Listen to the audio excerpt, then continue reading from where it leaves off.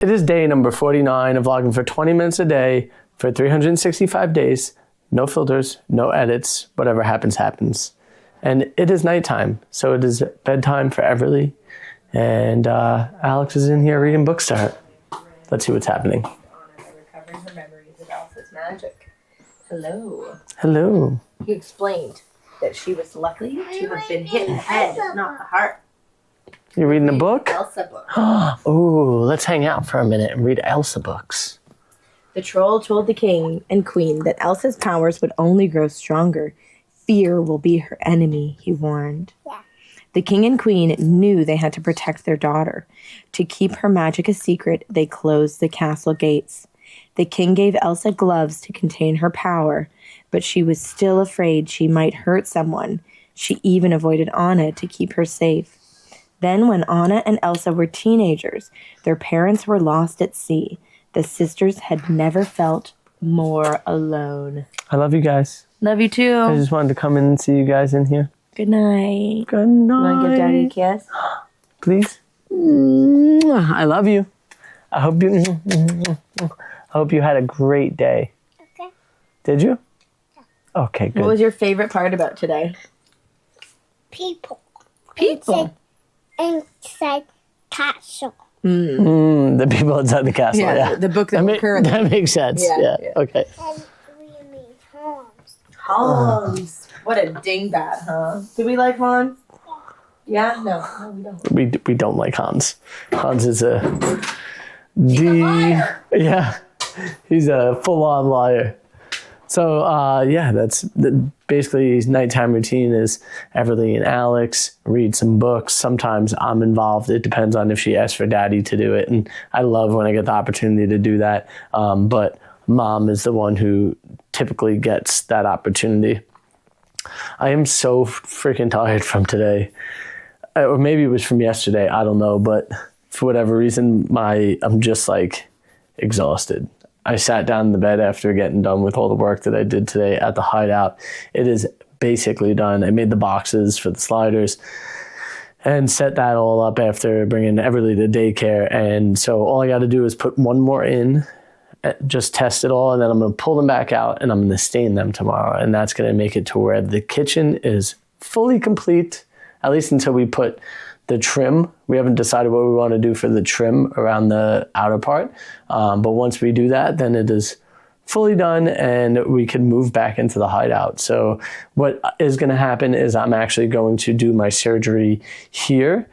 I'm going to have my surgery done in the next, actually, when this video comes out, it'll be one more day and then I'll have my surgery. So when this video comes out, I'll know the time and the place and all the stuff for my surgery. So, but when I do have my surgery, I'm actually not even going to be staying in this bed. I'm going to be staying in the upstairs room, which is very close to the bathroom and the kitchen and all the things. So it makes life a lot easier for me recovery-wise for at least the first 2 weeks.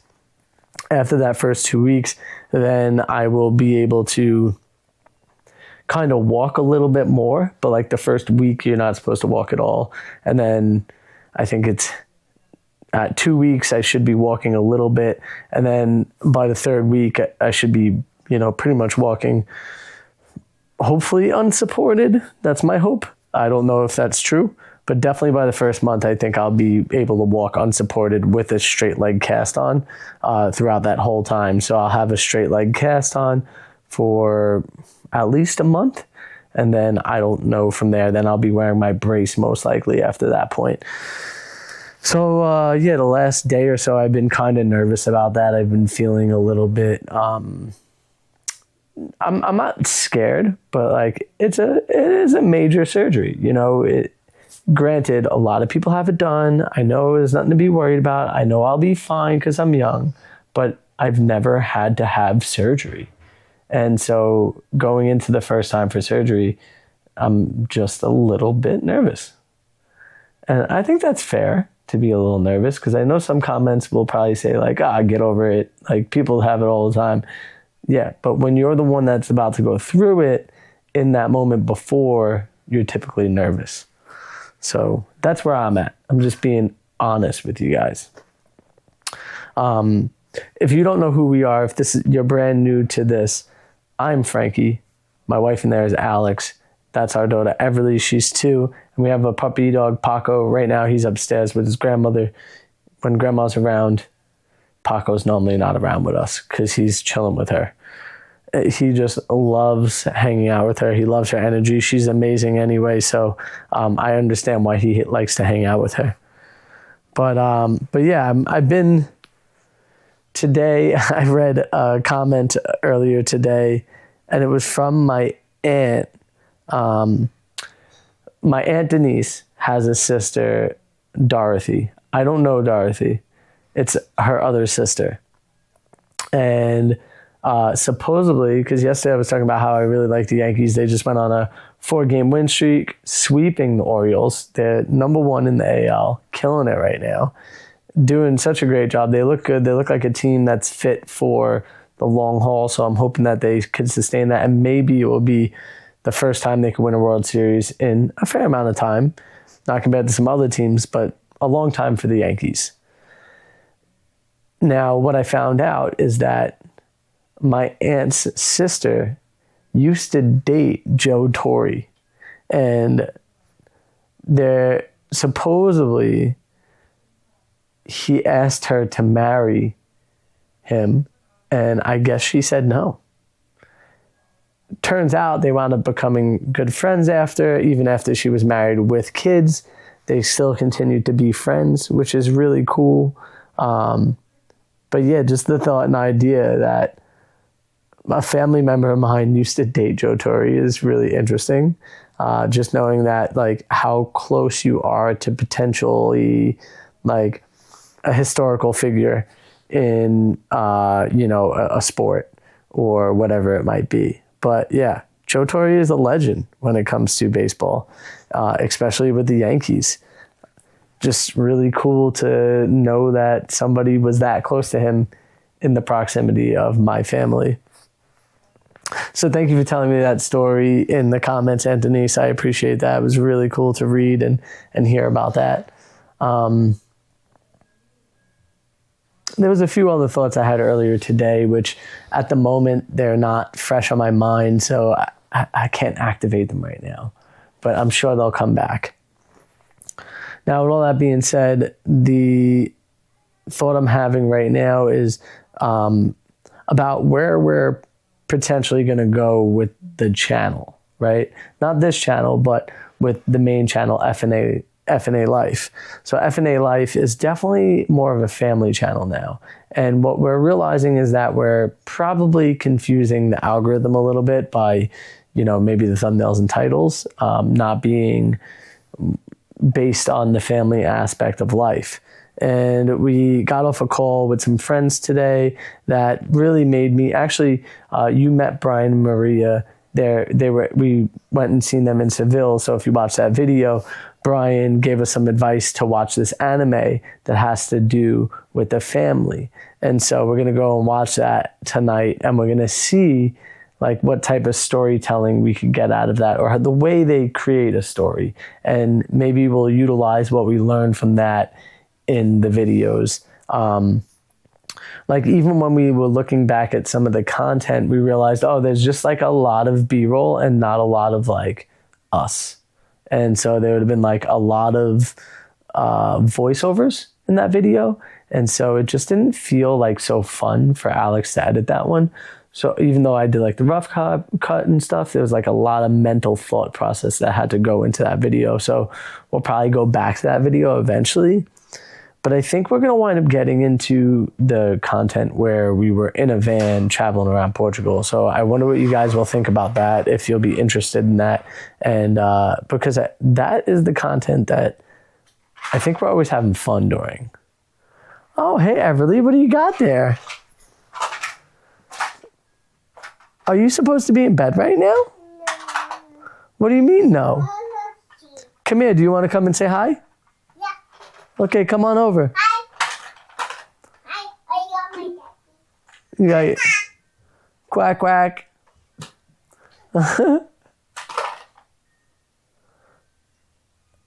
I love you. You're so cute. Can you come stand over here?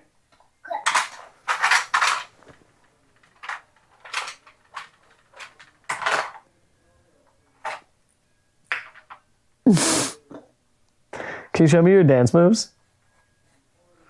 Yeah, shake it out. Shake it out. Whoa, roll it, pat it, and sting it with a beat.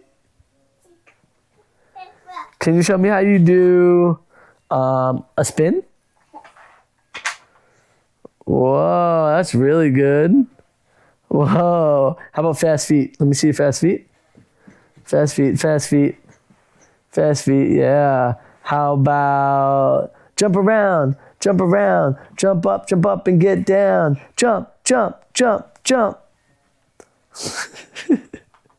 Can you do Macarena?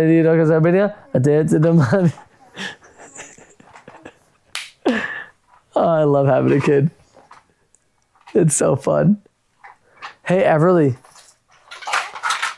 Did you learn how to do, have you learned how to do 2 yet? Yeah. Can you come over here and show me? My name is 2. Your name? You mean your age? I need to go to my dance class. Oh, yeah? Yeah. Oh, can you show me how you do, tomorrow's your dance class, right? Like this. What moves did you learn for dance class? Like this. Oh, yeah, that's your butterfly stretch? What else you got? I got this. Okay. And my dance class Elsa on. Yeah, when they put Elsa on? And then what type of dance moves do you do that? Like this. Okay. Like this. Bye. Bye. Well, if that wasn't epic, I don't know what will be, because that was sweet. Also, in other news, I got myself a t-shirt, and the t-shirt is from our friends, and they've been going through a struggle. But with the struggle they've been going through, Tread the Globe, they made merchandise out of it, and I thought it was really funny and really cool. So I'm going to show you the shirt. So this is the front side, and on it, it says, Trevor, the Leaky Legend, would Tread the Globe, and then here's the back. So basically, what happened was, they had this camper built in Malaysia. And so, this camper was built by a company in Malaysia, and unfortunately, they didn't button up some ends, and the whole canvas on the unit started leaking on their first night of sleeping in it when there was a big rainstorm. So much so that it soaked everything, all their clothes, everything. And since they're such good sports about it, they literally made these t-shirts about Trevor, the Leaky Legend. And yeah, I found it hilarious and super cool. And I happen to be the first person to purchase one of these shirts. So if you want to help our friends out and you're interested and you know who Tread the Globe is, they're making this awesome merchandise. It's actually really nice, really high quality, really good stuff. And I purchased one, and I'll be wearing it soon. And maybe if you like it too, you'll purchase one as well to help them out. But if you watch their videos, you'll understand what's happening with the Leaky Legend, Trevor, and what they're going to be going through. The really cool thing that I take from them, and what I realized from them, is that, like, even though life could get hard, when you start something, you should try to finish it. And no matter what the issue is, like, a lot of people would have given up already on what they were doing, and they would have thrown it out or whatever. Just like some comments on the trailer about, like, it leaking, like, just get rid of it. Some people said, no, you got to fix it. You got to make it right. You got, like, you put a lot of time and energy and money into something, you can make it work. There are certain times where you want to run away. But this is a time to persevere, I think. This is a time for them to fix it. That way they could be like, look where it was and look what we made happen. And not only that, it's going to make their journey so much more fun and fulfilling when they are finished with that rig. And believe it or not, they're actually going to love that rig more than potentially Trudy, just because of everything they had to go through in the beginning with it to get it to where it was at. And the fact that they didn't give up and they persevered. And so I just want to say to them, amazing, congratulations. It's beautiful what you guys are doing, even though it feels so difficult right now. So I'm learning a lesson from you guys on, how to stay persistent and finish a goal that I've started. And that's kind of what this whole thing has been. It's been me trying to stay consistent every single day. The fact that we're 49 days into this and haven't missed a day is just mind-blowing to me. I think my plan for when I'm getting my surgery is before I go in, I'm going to do my 20-minute vlog. And then the following day, my first day of recovery, is probably what you'll see that next day. So that way, at least I'm off the drugs a little bit by then. At least the drugs have worn off. So you're going to see me in probably the most pain that I'll be in and how I gradually get better every single day.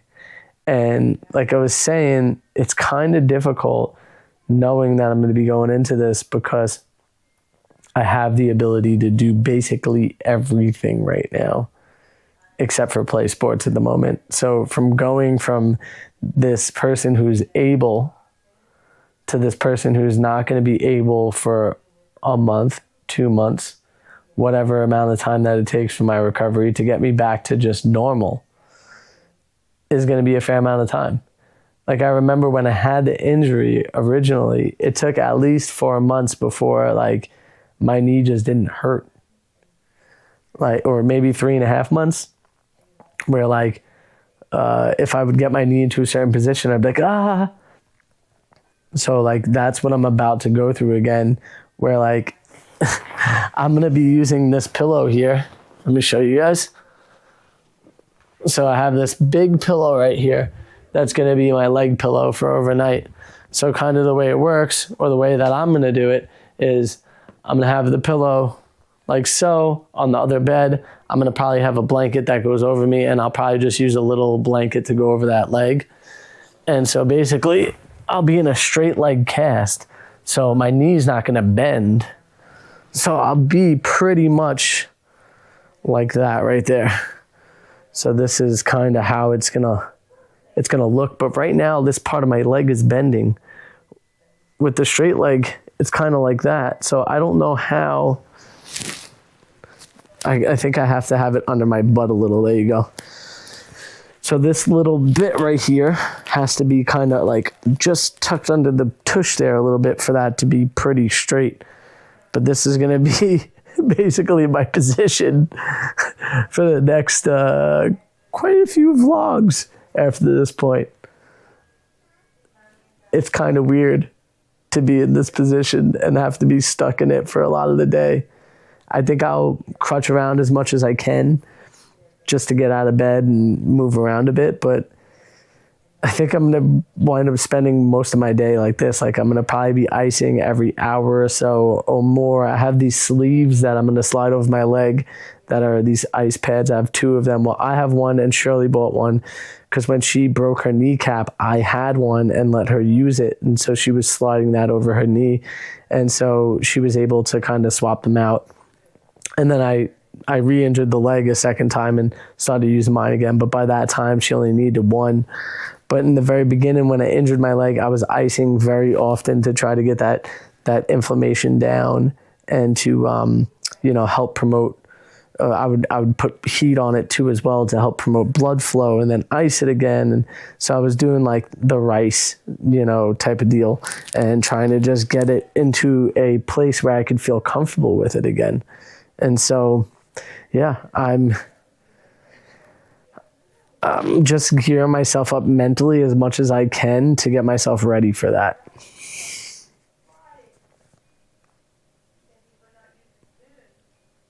Wild. Right now, I could bend my knee all the way back. I could extend it all the way up. I have no issue with movement. And that's one of the things that a lot of people talk about, that they lack that movement after. But I think what happens is they don't continuously work on it. Like, to get to that area where I'm at now, it took me almost a year to get back to that point. So I think that's what it's going to be again. It's going to be a full year before I have that full mobility again. And I'm looking forward to that day. It's been 20 minutes. I hope you got some clarity out of that. And if you guys have been enjoying this, subscribe if you haven't already. Share with a friend. Let's get more people over here. I want to get to 3,000 subs. Can we get to 3,000 subs? Help me out. It's been 20 minutes. See you tomorrow.